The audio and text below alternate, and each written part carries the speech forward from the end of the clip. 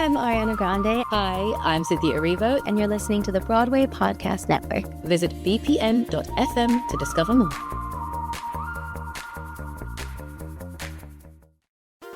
There's a cat over here. There's a cat over there. And the wrong one died. And the wrong one died.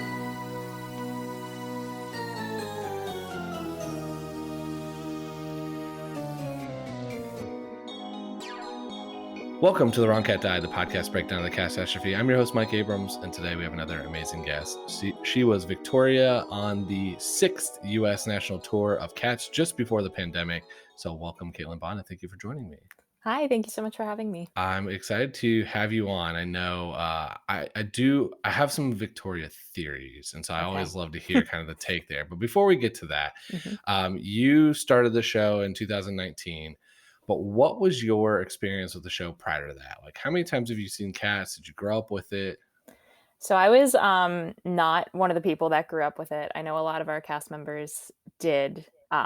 They all watched the VHS until they broke it. I was not that person. I saw a couple regional productions. I had a couple friends that they both played Victoria in 2 different regional productions. So I had seen those when I was younger, but I actually didn't even see the movie until I got a call back for Victoria. And then I was like, maybe I should watch the movie. Yeah.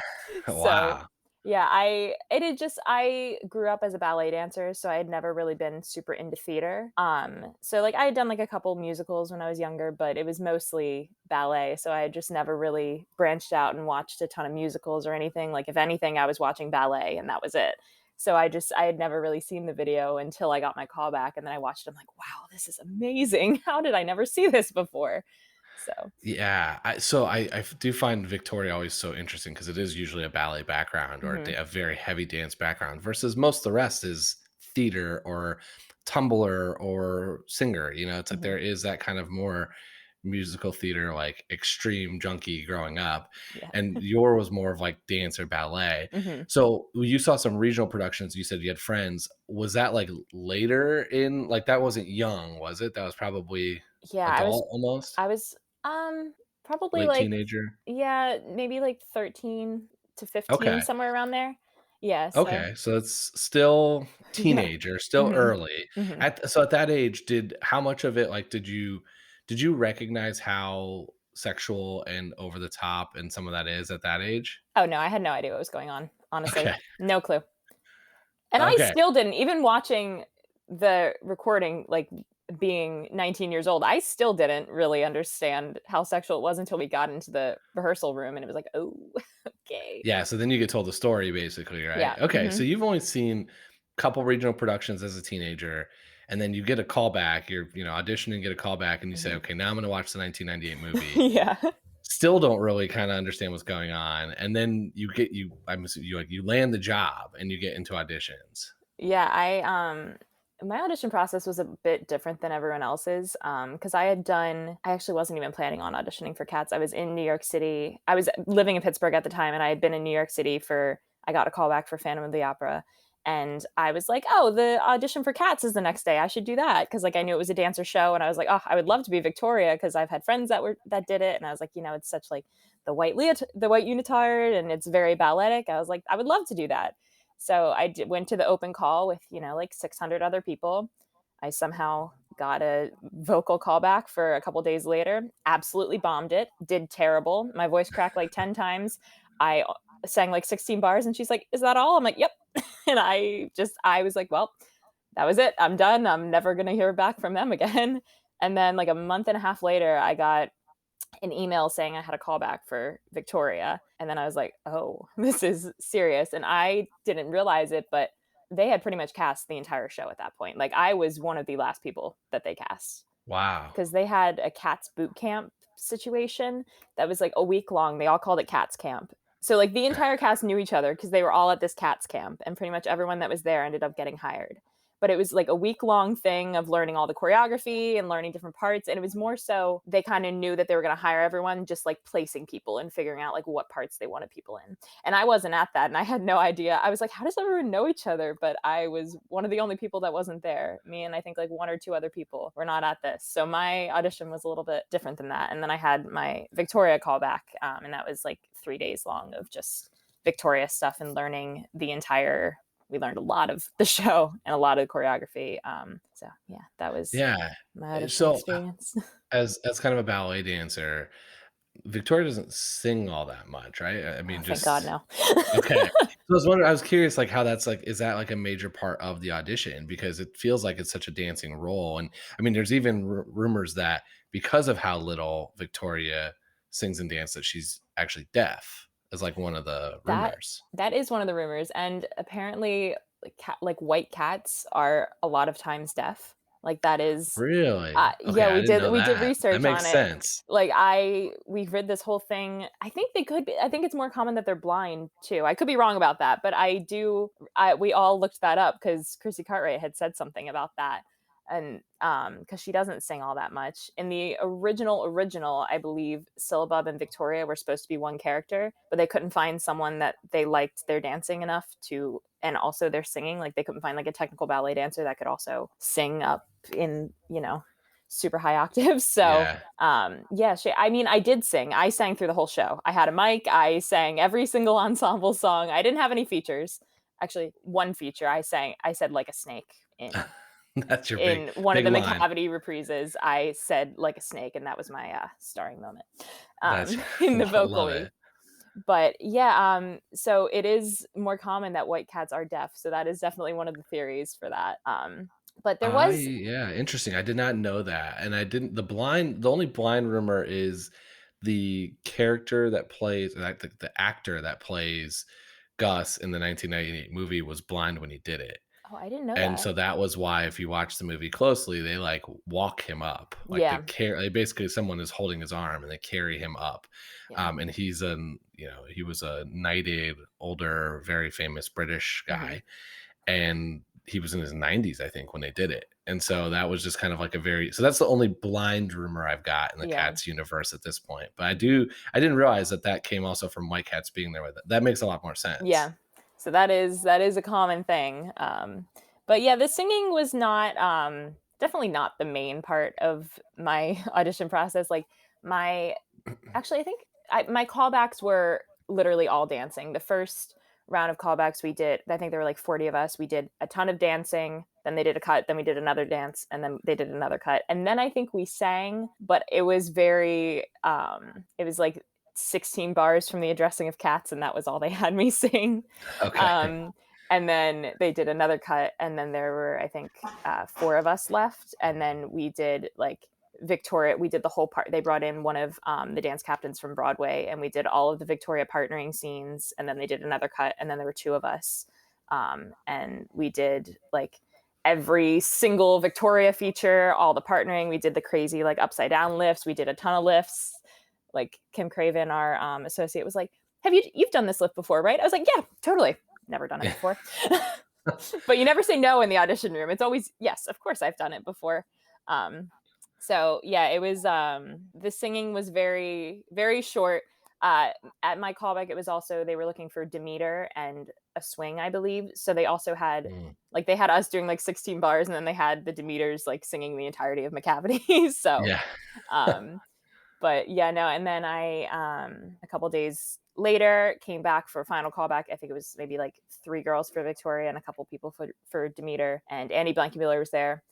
We had scheduled, it was supposed to be like 10 to 6, the audition. It was like half hour long. We did the dances for Andy. We sang our songs, and that was it. And it was a half hour long, and I got a call less than 24 hours later that I booked it. Wow. Okay. So it was, the singing was in there, but I think it was, especially for Victoria, it's definitely more about the dancing. It was like minor. They had to make sure that I could hold a tune, and that I wasn't like tone deaf, and that I could, mix well enough with the ensemble, but it was not like the main part because I don't have any features. Yeah. So they have to make sure that when you're singing with the group, you're not going to throw it off, basically. Yeah, exactly. That's the bar you're setting there. Yeah. So then you land the role, and this Mhm. is the beginning of the tour, right? So this Yep. is right when the tour is kicking off, and you miss Cats Camp. I missed So, Cats Camp. but you're going into the the whole kind of rehearsals and everything leading up to the tour. Mhm. So I always love to hear what was told about your character. Like, what was the story you were told about Victoria in that kind of lead up to the show? Like, what background are you given for her? So we had an entire day where we sat with Chrissy Cartwright, who was one of our, I don't want to get her title wrong. I believe she was the assistant director, but that could be her wrong title. So, but she was like Gillian Lynne's like right hand woman. Like she Yeah. knows everything about cats. Like this woman is cats. Like she eats, breathes cats. And she knows every possible storyline, like every little detail about every single one. So we had like, I think 6 hours where we sat in a circle in chairs and we talked just about the story of cats and like all the different theories of everything. There was one theory, she said like everyone has, it can be this, it can be this, it can be this. So there was one theory that Victoria was Monkey Strap and Grisabella's daughter, and Yeah. that's why she's the one that touches Grisabella at the end. But it was just kind of that she was like Victoria's like one of the youngest ones in things. She's one of the kittens, so she's like Monkey Strap is very protective over her throughout the whole show. Like there's a lot of times where like I go to do something and Monk was like absolutely not and would like block me, and so it was a lot of people thinking that Monk is my dad. Sorry, hit the microphone. And we also all got 3 different words to describe our cat. Like everyone was, mine were, I wrote them down. Mine were innocent, romantic, and unselfconscious. So that was like the story Okay. I was given for Victoria. So she's like, you have to really embody these 3 words throughout the whole show. And like Victoria's whole thing is that she's, discovering herself. She's kind of discovering her body. And during the ball, as we discussed, the more sexual themes of it, she's, having cat sex in the middle of the Jellicle ball. So She's losing her virginity on yep, stage at the sure ball. is. Which I didn't know that's what was happening until we were in rehearsal. And yeah, there were I wasn't expecting so many words to be used, and they were. Yeah, it goes back to why I always start with when you see it first, because I saw it first as an adult, Mhm. and it still kind of was just like, oh, this is like I was like, that's a lot. Like the ball's a lot, but it didn't really piece like, oh, it's just a giant orgy. I Yeah. was like, oh, that dance is really sexual. Oh, I didn't realize that they're basically doing it on stage. Mhm. Like it kind of like it resonated me with this is like, and the McCavity song is extremely sexual. Just so many of Oh them are yeah. very, very sexual. But as a kid, there were kids everywhere, and so Yeah. I'm like, clearly it's going over everyone's head. Oh yeah. And now that I've researched the show and the background of the story, it's like, no, it is as sexual as it sounds. Like Mhm. there is a lot happening with Demeter and McCavity, an abusive relationship, and Victoria having, coming of age on stage Yep. with one of the other cats, like the ball Literal being coming of age. a 9-minute orgy Mhm. in the middle of the show. Yep. And her solo is about her, touching herself. Like that is the whole thing. That's like the shaking and everything. Like it's her discovering herself. And the word, I don't know if I can say this, but You can. okay. You're good. The word orgasm was used probably like during my audition, actually, not even like in the room. Like it was used obviously in the room, but that was used in my audition. She's like, and this is an orgasm and this is an orgasm. I'm like, oh gosh. Like I had no idea that's what it was about. And she was just explaining what was happening. I was like, oh, okay, got it.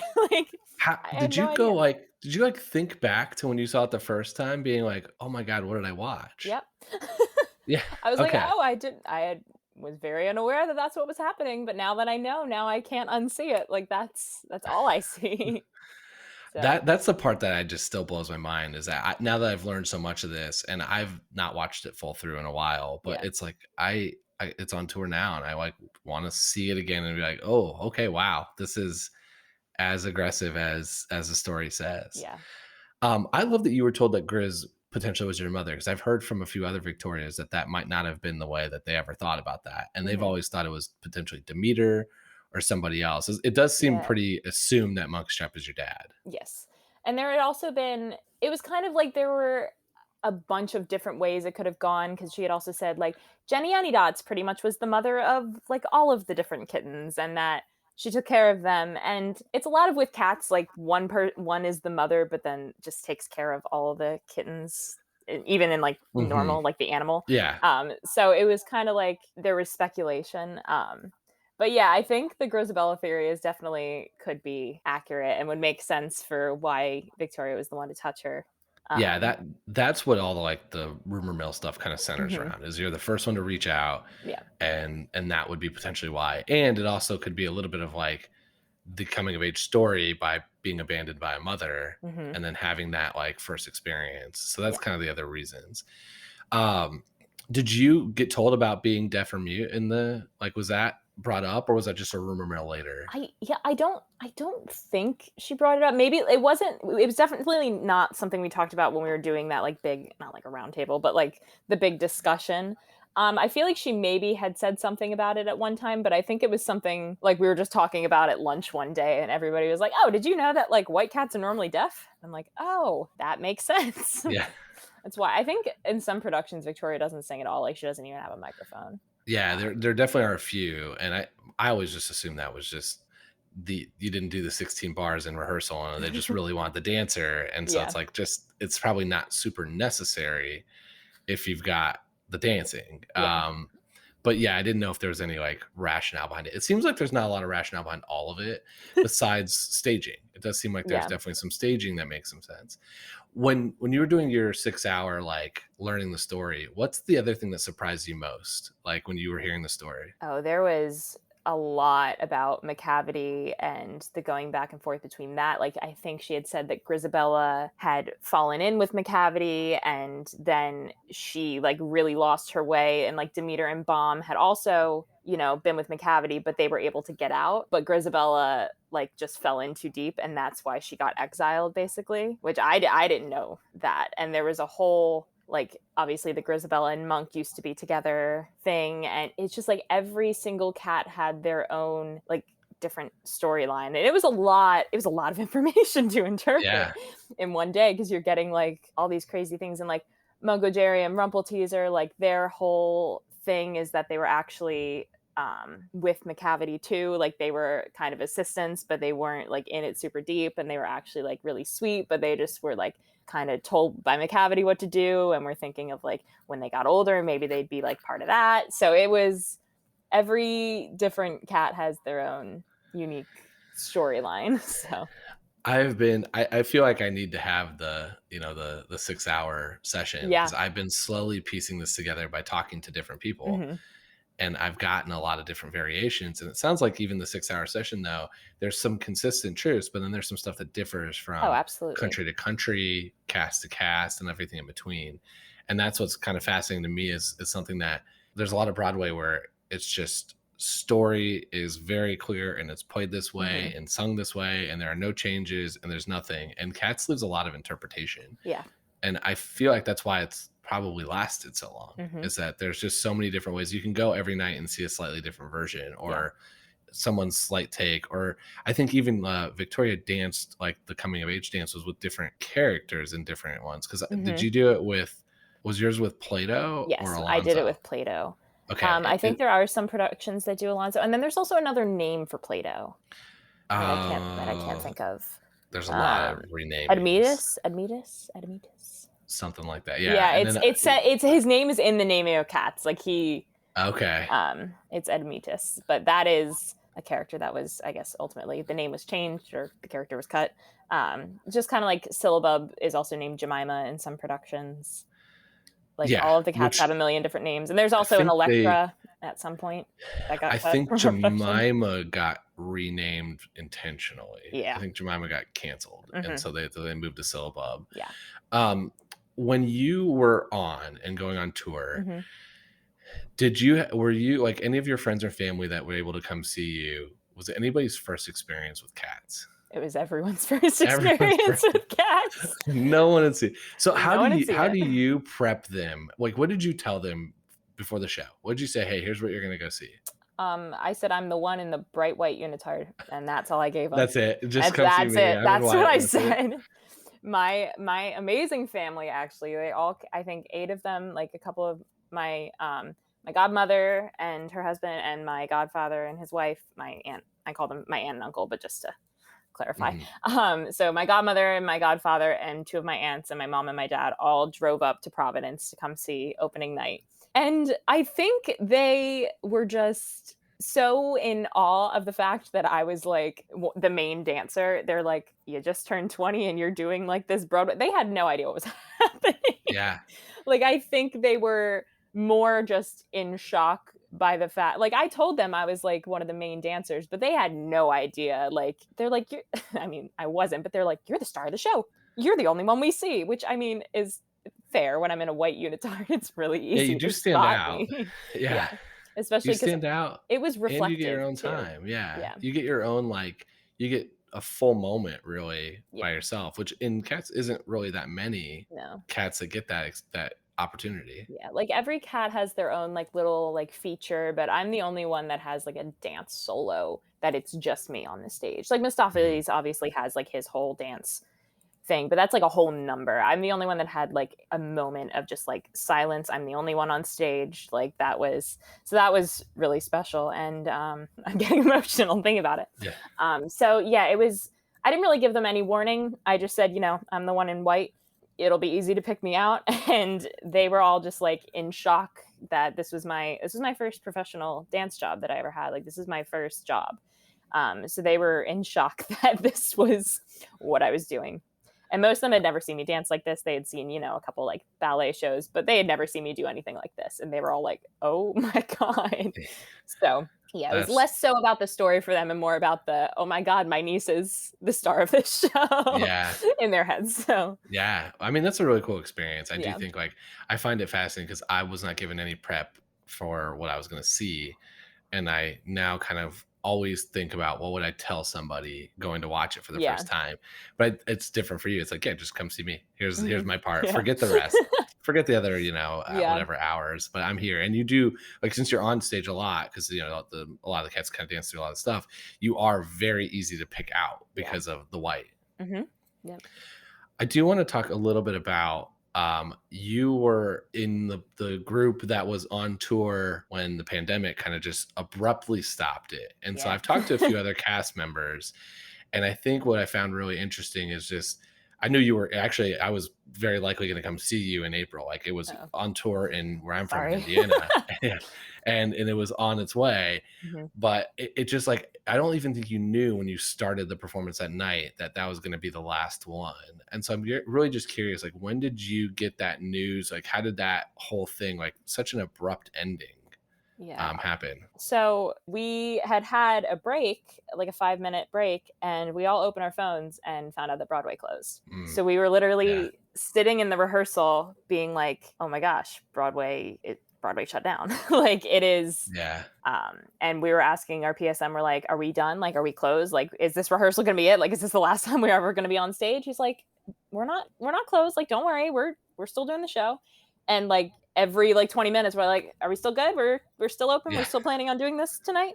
Because every other show had closed down. I believe there may have been one other tour, but every show was done. We were, I think, the only, there may have been one other tour that was still going on, but I think we were the only show that performed that night. So we didn't know it would be like our last show, but we were like getting emails all day and everything was constantly changing. We had like gotten an email saying, oh, you're going to go to South Carolina and you're going to sit there for 2 weeks while this all cools down. And then we're going to start up again. And then it was like, we're skipping Montreal because we can't be in Canada right now. And we just like had gotten like rapid fire, like 15 different emails saying like, this is happening, this is happening, this is happening, this is happening. So nobody really knew what was going on at that point. We just got ready and went on stage and did our show. And I remember it was like in the middle of Ball, there's a part where like after the whole like main part of Ball, like Copeland and like everything, the whole like main part of Ball happened, and we were going into another section, and there's like everyone has little moments that they have on stage, and I was crawling to the back and I like had my little moment with people, and I like look and like our entire crew, I'm gonna get emotional thinking about it, but like our whole crew and our stage managers and like everyone and our company managers were all like standing in the wing watching, and they had never like every once in a while someone would like come and watch, but it was like our whole crew were like standing in the wings. And I remember seeing that and being like, oh, this is the end. Like, we're done. Like, this is our last show.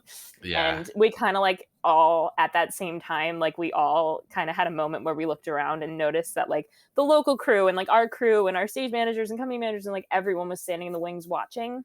And we're like, oh, like this could very well be our last show. And like we were kind of, you know, before the show joking about it, being like, oh, well, one last time, we got to do it. We got to have a good show because this is going to be our last one. Like trying to make light of the situation, being like, we're going to be back in 2 weeks, obviously. Like there is no way this is going to be our last show, but like, let's make it good just in case. But like, and we were really joking about it because we're like, that was our way of dealing. Because we're like, no, it's not going to be our last show.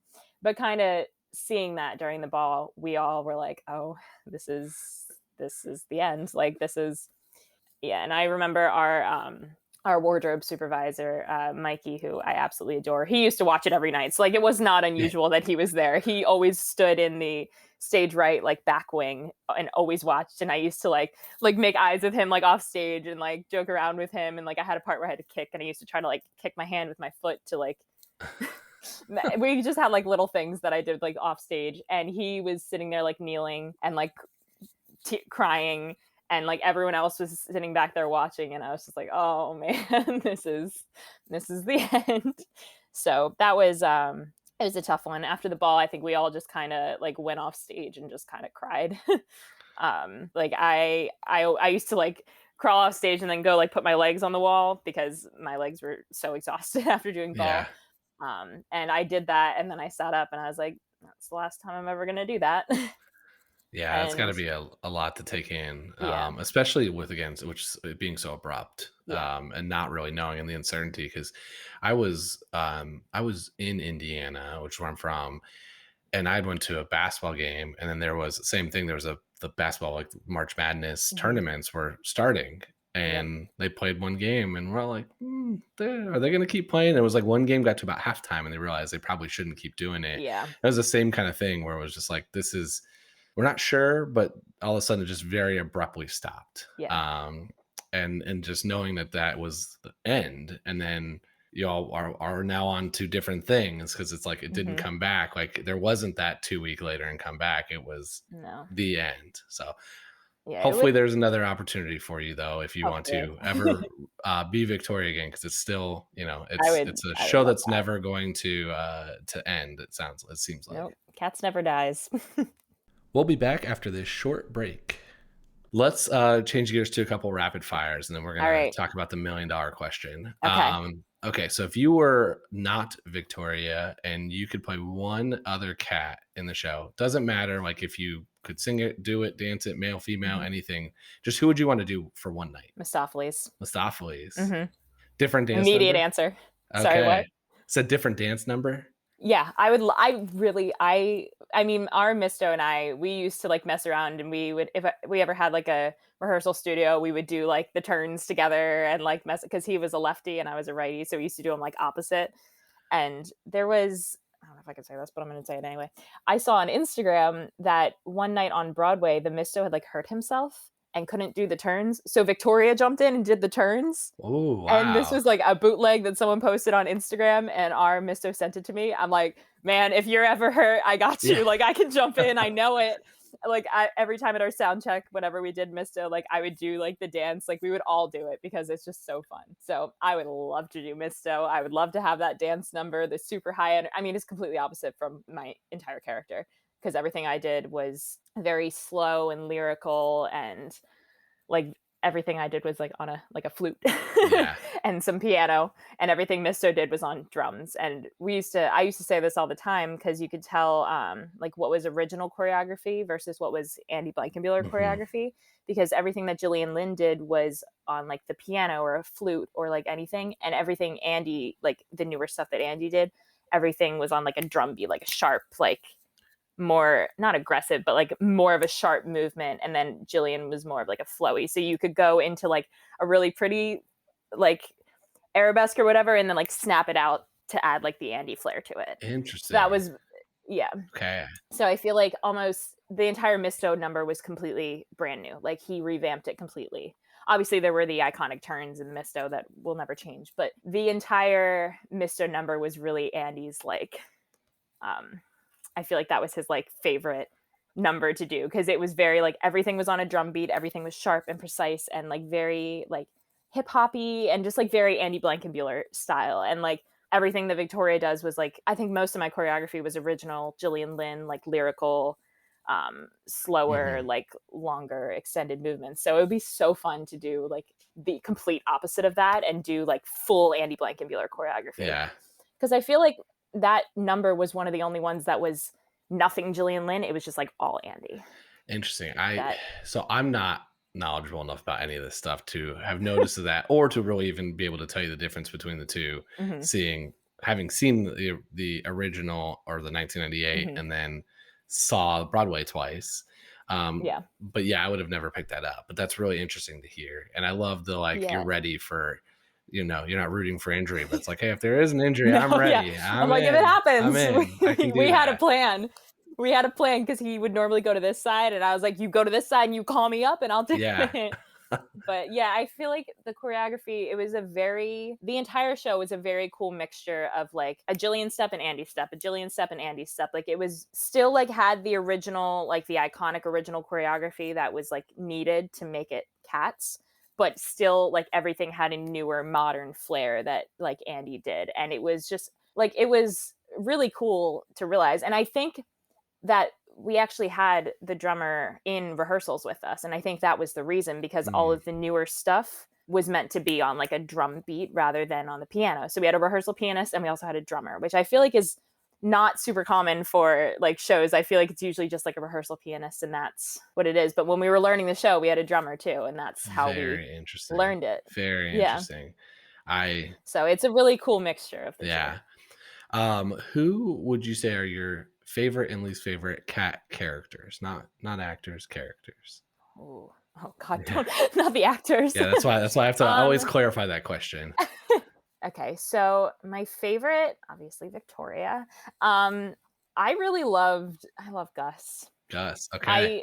Gus is my favorite. We'll get to him later because he's obviously going to be my choice. But I was going to say, anybody non-Grisabella, I'm like, anytime someone says that Gus is their favorite, I'm like, okay, this is going to lend well for my last question. Yep. I really love McCavity. I know he's like the bad one, but man, was like the McCavity fight with Monkey Strap that was also like full Andy, because that was not that was like a newer thing that was added. Like it was a completely different fight than the original.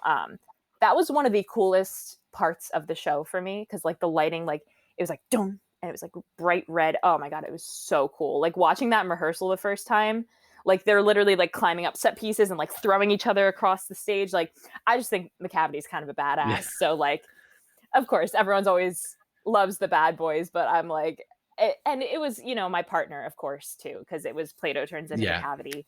And that has no significance. Yeah. It's just like, they make Plato not an obsolete character, but they make him like so that you don't notice it when he like kind of disappears. There's a handful of like those. He has his feature. Yeah.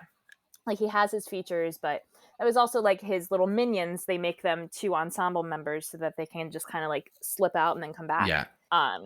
Without being like too noticeable. Like obviously if you take the girl in the bright white leotard off stage and put her in something else, you're probably going to notice. Yeah, there's a couple you can, but then there's also like, I think Gus is also Buster Jones, and so there's a Gus couple. Buster also it's Peter. His first character's name. I know Peter, but I feel like it was a Peter something. Oh, I don't know if there's a full name. It's just marked as Peter in the Maybe it's Peter. I could be wrong. That's my. Oh no, I'm thinking Tugger, because Tugger was also Bill Bailey. Yes, Tugger's Bill Bailey. That's the two.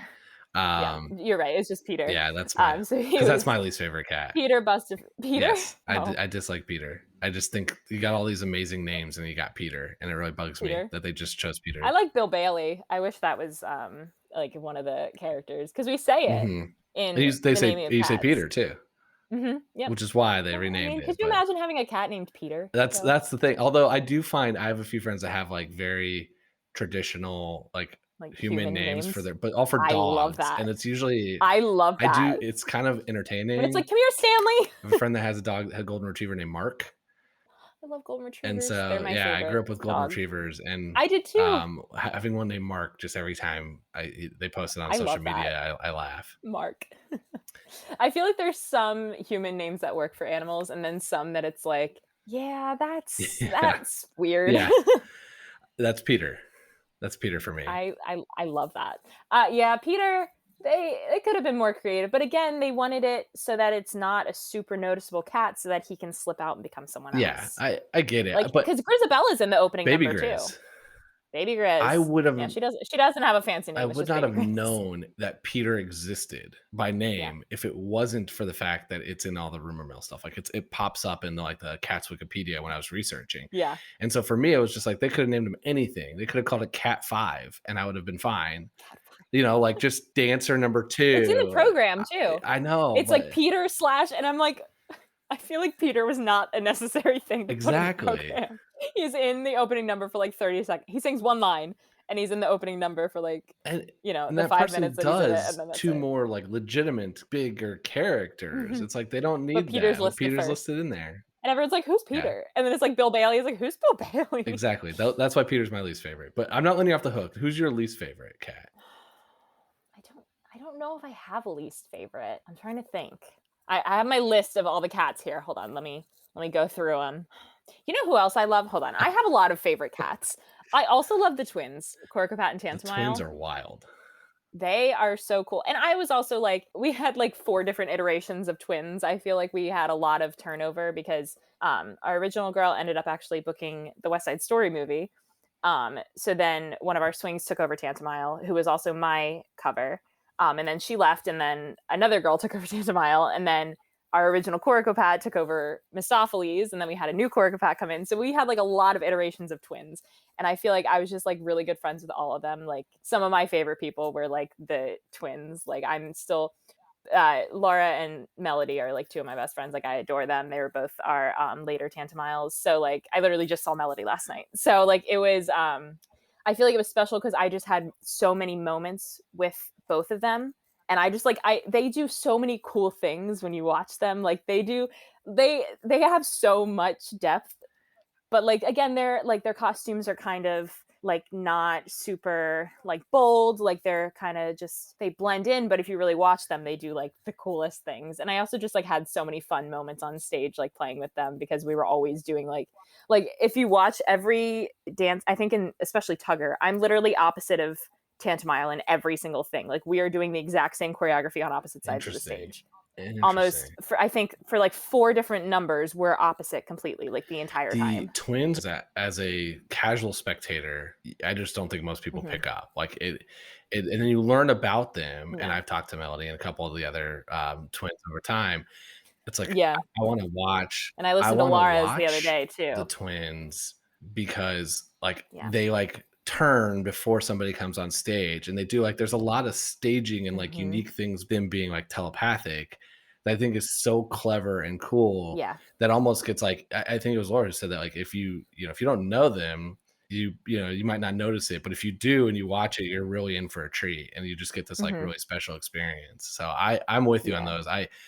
They're one of the ones that I still like, the next time I watch the show like fully through, it's like what I want to try to pick up. It's like I do want to see what are they doing, because that's a part that I totally missed the first time I saw it. And I don't know, I'm not entirely sure, I could be wrong. I think a lot of the stuff they do was like newer, like Andy choreography. Like I think a lot of it was added because Andy really likes like the smaller movements, and there are just things like they even like the way that they move their head is very like small but noticeable, because it's Andy, and that's like what he's known for. And I like some of that I believe was in the original, but I think they just did so much more, like they just have so much more depth in this production. And if you watch them, they do so many, I mean, they're like, I was watching like our reference video, and I was like, there's stuff that I didn't even know that they did, and I'm on stage with them, and like they're always the first ones, like in the second act, they're the first ones to come out. They're during the ball, they're the first ones to wake up. They start, like they said, to always feel like your ears are moving, even though we couldn't move our ears. Well, that would have been really cool if we could have wigs where our ears could move. but they were always the first ones to like notice things and like notice when something was wrong. Like even before like a couple of the McCavity scares, you can kind of see them starting to like notice that something's wrong before the music changes, before there's a crash, before anything. So they're really cool. I really liked their part. There's not, I don't know. I'm trying to figure out if I have any that aren't my favorite. Okay, I'll give you. You've gone through enough of the positives that I think we'll go off. Let's switch to favorite song in the show. Okay, I have two. So Tugger and Skimbleshanks.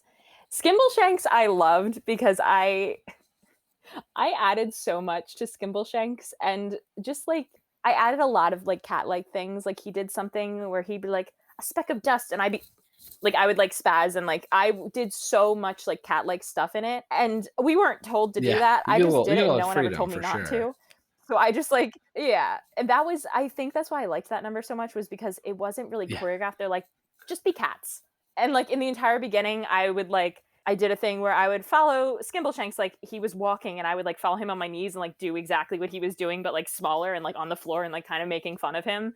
And like no one ever told me not to do it. So I was like, this is great. Like we had so much fun with that number. And then like as it went on and like new cast came, like everyone found something fun that they could do. And like it was just such a fun number. Like it was the highest number to sing like that. Everyone sings the same line and it is so high. So like, thank God there's not a ton of crazy dancing in it. Cause it's like, like trying to belt those notes out while you're like running around doing leaps across the stage would not be easy. So thank God it was just more of a fun, like a theatery kind of number. So I always had fun with Skimbleshanks because it was like where I could just really that was your cat into moment, like your true being cat a moment. Cat. So my kitten moment, even, because I was like, this is where Victoria's like youthful side came out, because we just saw her have cat sex in the Jellicle ball, and now she gets to like play around with a speck of imaginary dust and make fun of all the older the cats, fun youth moment versus the what we talked about earlier.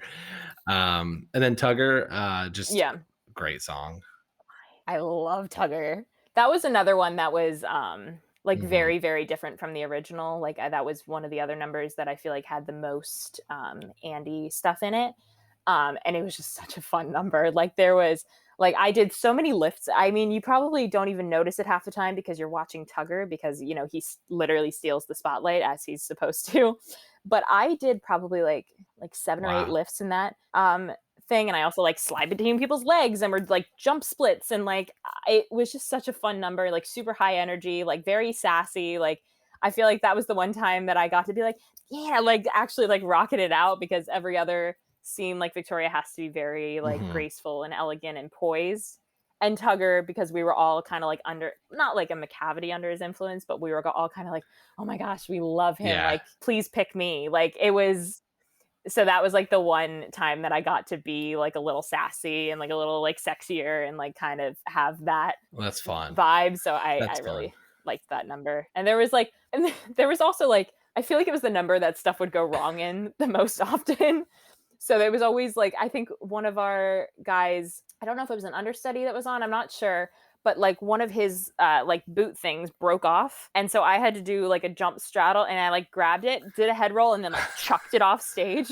And it was just like, and all of the guys behind me were like, that was so smooth. Like it was just like, there was always something that happened in that number that we had to like work out. So I feel like there was just always something to keep it like entertaining.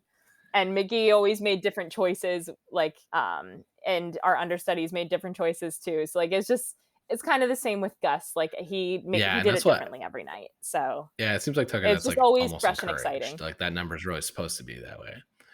Yeah. You never knew what he was gonna do. He was kind of like, obviously he kept the things that he needed to consistent, but like when he went out into the audience, like there was exactly. It was, you never knew. Because one time he like dumped an entire bag of popcorn on himself. Like it was just always, there was always something entertaining. So it kept it fresh. I love it. So that was, I loved Tugger. It was always. So now is the $1 million question. So. And I'm excited because you've already teased that you're gonna go away from this. But I mean, so it sounds like we're gonna go Team Gus here, but I would love to hear a little bit about your rationale of why Team Gus over Grisabella. Which I feel a little bad about, because I feel like I'm the one that should be like, yeah, Grisabella, because I touch her. But like, she's not that old. she has plenty of time to go to the heaviside layer. My thought is that she just got accepted back into the tribe, and she doesn't even get to enjoy that because now we're sending her up to die.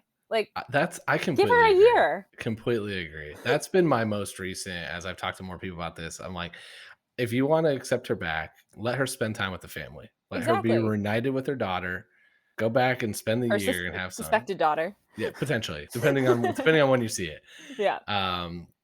Okay, so and then you're picking Gus. What is your criteria for Old Deuteronomy selections? Like obviously I think Gus is definitely the most deserving, but what is goes into that decision? Is it most deserving? Is it longest life? Like, what do you think Old Deuteronomy is choosing off of? Well, I think I feel like Old Deuteronomy, I don't know. Like, I don't know what his criteria is, actually. I guess I've never thought about that. Like, we're Most doing people all the haven't. nominations and I mean, I feel like truthfully, I feel like it should be the oldest cat.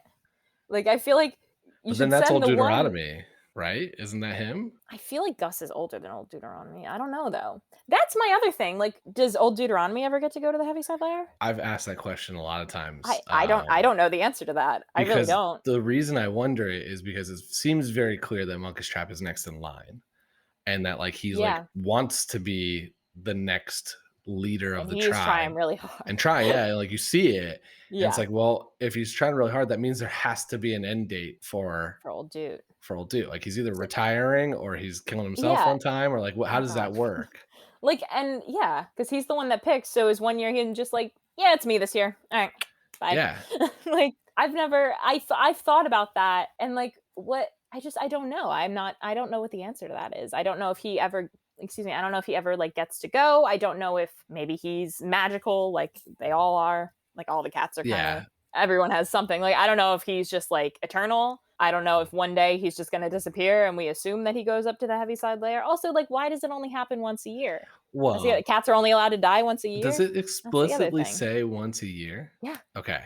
It's so I tell everyone, if you need to know the plot of Cats, there's one moment where you get the plot. And if you miss it, you're probably not going to get it. It's right after my solo. It's called Invitation to the Jellicle Ball. And it's I can't even remember the exact words because it's been so long since I did the show, but it's Jellicle cats meet once a year at the Jellicle Ball where they all rejoice, and the Jellicle leader will soon appear where he makes what's known as the Jellicle choice. That's your whole plot. Basically, there's 4 lines, I think. That was the first 2, and then there's 2 more lines, and that's the whole plot. Yeah. And if you're not paying attention and you miss that, and a lot of people weren't paying attention because people would come in late, and that was when they were allowed to come in, because they didn't let them come in during my solo, thank God, because that would be super distracting, just bright lights coming through. But no, they would wait until after my solo, and then the invitation was when they let the late people come in. So I feel like a lot of people miss that plot all the time because there were always people coming in the audience. So yeah. Okay, so it is annual, and is once a year. Okay, the thing which is, I guess if it's more than once a year, it makes it less special. But I mean, it's it's an orgy, so they only have their orgy once a year. Of course, yeah. Twice a year is too much. Yeah. We can't have that. What is it, 9 minutes, 10 minutes? What's the dance number? 12 minutes. There you go. 12 minutes. The 12-minute cardio work. Oh, I shouldn't have said that. It is. It is. I mean, it is. It is cardio workout. Especially for me. I didn't realize until I was swung out one time. I was standing backstage watching, and I was like, people go off stage during the ball. I didn't know. I thought everyone was on stage the whole time. And all these people would come off and drink water and take a couple seconds. I'm like, y'all get to go off stage? Yeah. I didn't get to go off stage at all. I was dancing the entire 13 minutes. I had one rest moment that Andy actually cut me out of. He came into the rehearsal, and I was so upset because he was like, yeah, you're not going to do this part. You're going to be on the ladder. I was like, okay. And I was so upset that he cut me out of it. And thank God he did, because that was I got 15 seconds to breathe and rest. And that was it. And that was the only time. And myself and Laura, and we had talked about it. We're like, could you imagine if we had to do that part too? There would have been no time to breathe. Yeah. So it was, it's a cardio heavy, 12-minute long, nonstop number. Yeah. Okay. So it is annual, once a year. Yep. Mm-hmm. Your kind of argument is either oldest or just really not even most deserving. I think they should be deserving. If they're a jerk, I don't. So McCavity's not going. McCavity is not going. I mean, maybe he could turn himself around, but I think all the girls would probably vote for him. Yeah. That's why I asked the criteria question, because the criteria question really dictates who you pick. Yeah, I feel I've never thought about that. I've just always thought that, like, what if Gus doesn't make it till the next year? Like, what if Gus dies before the Jellicle choice? Like, does he still get to go to the Heaviside Lair, or does he just not get reborn? Like, is he just not reborn? What happens if someone dies during the year? You know, that's the other anti-Gus argument, is that he might not have another life. Like this, he might be on his last one. That is from that's so sad. I never thought of that. From the mouth of a Gus, who performed Gus on Broadway, is the one who said that. That was, I personally believe that was that person's way to accept not being selected each night. But that was the rationale, is that if he gets picked, he might not ever have a chance to come back to the tribe. But I don't. That's so sad. I never thought of that. I don't know if I buy that. I think that's just a way to make him feel better about not being picked every night. Yeah, like, because cats are supposed to have 9 lives, but I don't know in this show if they have 9 lives or if they're just reborn. Like, it doesn't say they're reborn 9 times and then they're done. Yeah, like, for sure. Yeah. I'm trying to like figure out what my criteria is, and I feel like it has to be deserving and also like old enough that they might not make it to the next one. Like, I feel like Jenny and Skimble, like, they'll get their day, but it's not yet. Like, they're younger. They're like the parents, but like Gus is like the grandfather. Yeah, so you're looking at generations, and so your generation is Gus, Grisabella, Old Deuteronomy, and Abe. No, I don't think Grisabella is in that. Oh, okay, so she falls in the. I think I mean, if I'm her daughter and I'm one of the youngest ones, and she was with Monk, then she's probably the same age as the other ones. So you've got Gus on his own layer here, and then you've got Grisabella, Skimble, Jenny, Monk, and Cavity, probably, right? Like, that's probably the next bunch. Although Monk and Tugger are supposed to be the same age, so maybe Monk's younger. Yeah, I guess Tugger too, but he's definitely not deserving. Yeah, well, it depends on your criteria. I mean, he worked on himself, but also I forgot. I think Syllabub, there was also a theory that she could be Grisabella's daughter, and that's why she sings. That is a theory as well, for sure. And it's possible that both of us could be her daughters. I have tried. Well, which would make sense because we were supposed to be one character. I've tried to figure out the family tree, and there's just too many dotted lines. We made a family tree. There's too many. I feel like we did. Okay, well, if you ever find it, I would love to see it. I'll have to see. I've got a few people have sent me examples. Some fans have sent me some examples, and I have attempted, but there's too many. Like, it could be A or B. Like, there's just too many choices, and depending on how you do that, it doesn't actually naturally line up to a tree. There's also a lot of little side branches of maybe yes or no, or could be mom, could be dad. So I think Did you ever talk about the collar thing? Collar thing is an interesting theory, because there's 5 cats with collars. No, I think most of the cats have collars. There's only 5 or 6 that had them. There's only a couple that they have owners. And it's like Tumble Brutus, Plato doesn't have one, and maybe Alonzo doesn't have one. I thought it was. I know Plato and Tumble Brutus do not have collars. And Plato, there was a whole thing because it's like, well, maybe Monk's trying to protect Victoria because he doesn't want her with a stray. The other one that's really interesting. So there are a lot of these like mini rumors that go around too. So the collars is one. There's a lot of fan fiction for Tugger and Mistopheles together.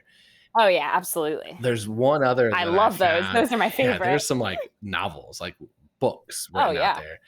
Oh, we've read some of them. Yeah, the one we used to do that. That was our entertainment. Yeah. The one that I am still trying to figure out is on the fan Wikipedia page. There is every cat's astrology sign, and I really want to know who put that out there. And I don't know. Who figured that out exactly. And I don't know enough about astrology to like know whether any of these are right or wrong. Okay, now I gotta look. Do you know what Victoria's is? I can pull it up pretty quickly because I've got it open here. Let's see. We are gonna find this. If she's a Virgo, I'll believe it because that's what I am. Oh, she's a Cancer. Cancer. Yeah. Okay. So, are you knowledgeable about this? Are you ready to have this conversation? No, not at all. No, I know nothing. Absolutely nothing about any of it. I don't either, and that's why when I saw that as like this is part of the show, like this is part of the theories, I was like, what is going on here, and who posted all these? Yeah, like who came up with these ideas? Who was like, yeah, I don't know. There are some diehard Cats fans out there. There's a lot of diehard Cats fans. I have talked to a handful of them, and it is very fun because they know Yeah. all the stuff that I don't. As someone who I wouldn't, I mean, I definitely have enjoyed the show and enjoyed seeing it. Everyone assumes just because of this that I'm a super fan. And the reality is I know the plot of this really well and I don't know much Yeah. else. And so there are a lot of things where I'm like, I didn't even know about the twins when I started recording these shows. Like I couldn't have told you a single thing about them. And then now I know a little bit about them. But I have enjoyed learning about it and it's fascinating. And it is like this weird kind of almost like it's like its own Jellicle cult in itself, like its own tribe. Oh, it's a cult. Like, absolutely. and that's fun because it's given a lot of people a lot of like really unique things because there's almost a cat for everybody. Like there is a character that most people can relate to, which is cool. Yeah. And I always loved when people dressed up. In full cat. I own. I love it. It's great that people do it. There's been a lot I've seen. We did a live recording pre-pandemic for the show, and we had somebody come in full Mustapheles, which was awesome. I love that. I have somebody. There's an Etsy store that that mailed me a tail, an actual tail for the show. So I've got my own tail ready to go if I ever do cats for Halloween one year. I love that. But yeah, it's again wonderful, and I love that I get to have another person argue against Grisabelle with me. So thank you for bringing Team Gus here. Gus. Go ahead. Well, I was just gonna say, how can we? My last question is just how can we keep up with you on social media and stay in touch? Oh, I wasn't done talking about Gus yet. I had more. More Gus. I had more Gus. I was just gonna say, like, that was one of my favorite parts of the show every night was listening to Gus. And I actually got one of my notes that I got, like we were doing like previews or maybe just tech or something from Kim Craven was she's like, I love like your acting in Gus, like you look super invested, like you're like acting really well. I'm like, oh, that's not acting, like I am super invested. Yeah. Like I love listening to it. Like she was just like, oh yeah, the acting is great. I'm like, nope, no acting here. And he like always made different choices every night. And like we had like little moments in Gus, like he used to say like he said something about Victoria and like I would stand up and he'd be like, sit down, this is my moment. Like we had all of our little things. And I just like, I mean, how can it not make you cry? You know, like he's talking about like his glory days and like he was on the theater and it's just so sad, but like it's like happy because he still kind of gets to relive that with like the peaks and the follicles a little bit. But it's just I like the poor guy. He's tried so many years to be the Jellicle choice and someone beats him out every year, and this year it's someone who isn't even old enough to she finally gets accepted, and then it's like, all right, bye-bye. I love it. We're gonna push you off the spaceship here. And eventually I'm going to record enough of these that Gus is going to they're just going to change the show for me one time, just one Probably. night. Honestly. One night. It doesn't even be regional theater or some like little small town. That's what I want. Like, I feel like the show could end with us accepting Grisabella. I feel like we don't need to see her go up and die. What, for sure. Or my other idea for the tour is let a different person die each night. If you're at if you're there for 4 nights, 5 nights, have a different ending each night. Doesn't mean that they don't come back. Like you still do the same show, just put a different person to go up in the heaviside layer each night. I love that. It's like we accept Grisabella and then it's like, all right, Gus, you got picked up. And you're going up, and then Gus went on Tuesday, so on Wednesday somebody else goes up. And one day Dude just goes up there by himself. Exactly. And nobody tells anybody who it's going to be every night. The cast doesn't know. It's just some the other thing is my real first idea was you just audience vote. Like, let's make it like true interactive. Like an interactive. America's Got Talent. Interactive Cats the musical. American Idol style. Like, you got your buttons by your side. It's like, who deserves to go tonight? And then they do it. And that's the cat that gets on to go up. Yeah. So, I have all these great ideas. Nobody listens to me. I feel like that would be great. Nobody has taken me up on them. Honestly, I'd do it. I think that's a great idea. Interactive Cats the musical. That's one day. Solid. One day it's coming. I mean, it is interactive. We literally went into the audience like 15 times. Oh yeah, you start the show scaring children with green eyes. So I think that we can end the show with a buzzer. One time someone scared me. Someone scared you. When it was my neighbor. In Philadelphia, I had like 300 people come see me total in Philadelphia. Like I have like the world's best support system. Like I had my entire group of middle school teachers came to see me one night. Like 30 of my teachers from middle school came. Like they're just wonderful. And I had one night where it was like the neighbors night. So like we live on like a cul-de-sac in New Jersey, and like everyone from the cul-de-sac came to see me. and I was crawling out and I flashed my eyes and I didn't know that's where my neighbors were sitting. He's like, "Hi, Caitlin!" Scared the crap out of me. Like fully said that, and I like could not stop laughing. And it like he did it right before I flashed my eyes, and I was like, it scared me. And I will never forget that. I loved that. It was so funny. I literally like came off stage. I came off like cracking up, and everyone's like, "What's wrong?" I'm like, I just got scared. That's amazing. It was so good. That is awesome. Yeah, I never forget that. That was a great show. I also just loved Philly. I mean, I had people in we were there for 2 weeks and I had somebody in every single performance. And like my parents also bought front row tickets. Right They there were in front of sitting you. Yeah. front row center. I did all of Naming of Cats to them, and I did the Jellicle ball, and I finished, and I have to like, I do that big lift at the end, and then I run and slide and finish like literally on center. I was looking right at my dad, and my dad was crying because he cries every time he watches me dance. And then I started crying like, because like my whole family's sitting there like crying, and I'm like, well, of course now I'm gonna cry. So that was a fun. That's one. awesome. But yeah. Well, this has been amazing. I do. How can we stay in touch on social media, and how can everyone keep up with you and everything you're doing? Okay. So my Instagram and my TikTok are the same. They're both Caitlin Bond 5. I post a lot of cats content on my TikTok. I'm not going to lie. I did a lot more like in the beginning of the pandemic, but there's still a lot of cats content on there. So I talk about like behind the scenes stuff and like things that happened and like the crazy experiences and all the things. Amazing. So definitely follow me on there for more. Absolutely. Yeah. Follow and, keep posting more so people can continue to hear all the fun stuff with the show. This has been amazing. So thank you so much for coming on. Thank you for having me. This was great. Thanks. I'm always going to root for Gus. Gus Team is my Gus. guy, man. Love Team it. Gus. Love it. Forever. Grisabella Exactly. can get it next year. Cats too. Give her a year to be Cats back in the too. tribe. Give her a year to like be back with her family, and then she can die. But like, give her a year at least, not like 5 seconds. Exactly. Well, thank you. And thanks everyone else for listening to this episode of The Wrong Cat Died, the podcast breakdown of the catastrophe.